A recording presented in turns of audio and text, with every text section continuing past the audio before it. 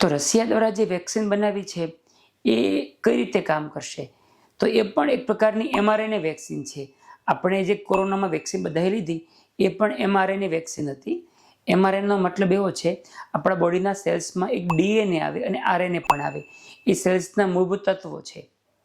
તો આ જે mRNA વેક્સિન છે એ આપણા શરીરની અંદર જે પણ પ્રકારનું કેન્સર થયેલું હોય તો એ કેન્સરની સામે આપણી ઇમ્યુન સિસ્ટમને સ્પેસિફિક એન્ટીબોડી બનાવવા માટે સ્ટિમ્યુલેટ કરે એ કંઈ વેક્સિન આપવાથી. અને એ જે એન્ટીબોડીઝ બને એ પછી કેન્સરના સેલ પર હુમલો કરે અને સેલનો નાશ કરે. એટલે એક પ્રકારની થેરાપ્યુટિક વેક્સિન છે. એટલે કે રોગ થયા પછી એ રોગની સામે લડવાની વેક્સિન છે, એ રોગને અટકાવવાની વેક્સિન નથી. એક વસ્તુ. બીજી વસ્તુ કે એનો મતલબ એવો નથી કે આ કરશું એટલે રોગ સંપૂર્ણપણે જતો રહેશે. હાલમાં જેટલી પણ વેક્સિન્સની ટ્રાયલ ચાલે છે એ રોગની સામે બોડીને લડવા સક્ષમ બનાવે, રોગને અમુક અંશે કંટ્રોલ કરે છે.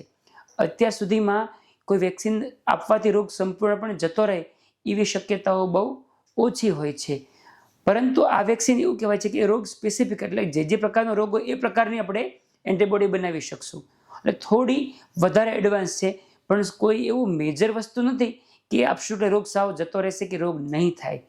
બીજી વસ્તુ હજુ પ્રી ક્લિનિકલ ફેઝમાં છે, એટલે હજુ હ્યુમન ઉપર, માણસો ઉપર એના એક્સપેરિમેન્ટ બાકી છે.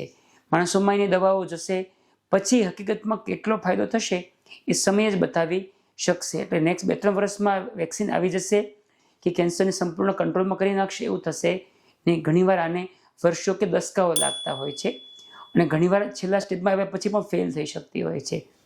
એટલે હાલની અંદર એ ભવિષ્ય માટે પ્રોમિસિંગ છે, પણ એવું નથી કે આવશે એટલે રોગ જતા રહેશે.